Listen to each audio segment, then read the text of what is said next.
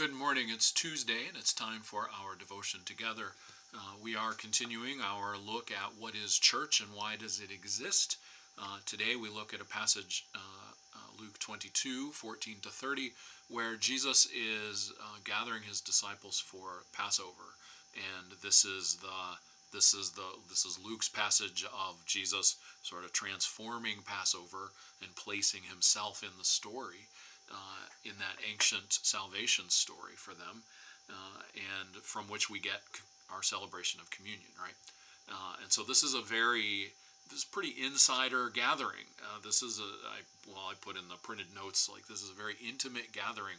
These people belong to each other. They know each other really well.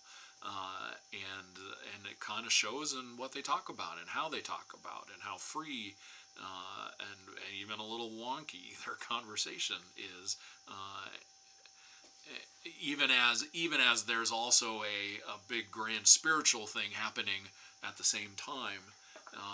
So there's a lot going on. Look though at how this is a church gathering for the day. Okay, well, here it is, Luke 22:14-30.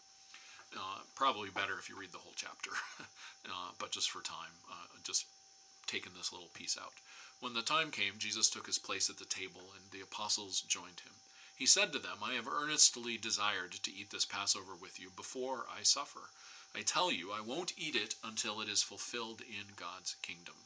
After taking a cup and giving thanks, he said, "Take this and share it among yourselves. I tell you that from now on I won't drink from the fruit of the vine until God's kingdom has come." After taking the bread and giving thanks, he broke it and gave it to them, saying, "This is my body, which is given for you. Do this in remembrance of me." In the same way, he took the cup after the meal and said, "This cup is the new covenant of my blood, which is poured out for you. But look, my betrayer is with me. His hand is on this table. The human one goes just as it has been determined, but how terrible it is for that person who betrays him."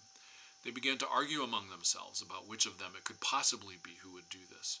And then an argument broke out among the disciples over which one of them should be regarded as the greatest. But Jesus said to them, "The kings of the Gentiles rule over their subjects, and those in authority over them are called friends of the people. But that's not the way it will be with you. Instead, the greatest among you must become like a person of lower status, and the leader like a servant. So which one is greater, the one who is seated at the table or the one who serves at the table? Isn't it the one who is seated at the table? But I am among you as one who serves. You are the ones who have continued with me in my trials, and I confer royal power on you, just as my Father granted royal power to me. Thus you will eat and drink at my table in my kingdom, and you will sit on thrones overseeing the 12 tribes of Israel." Come to the table of grace. Come to the table of grace. This is God's table, it's not yours or mine. Come to the table of grace. Come to the table of peace. Come to the table of peace. This is God's table, it's not yours or mine. Come to the table of peace. Come to the table of love. Come to the table of love.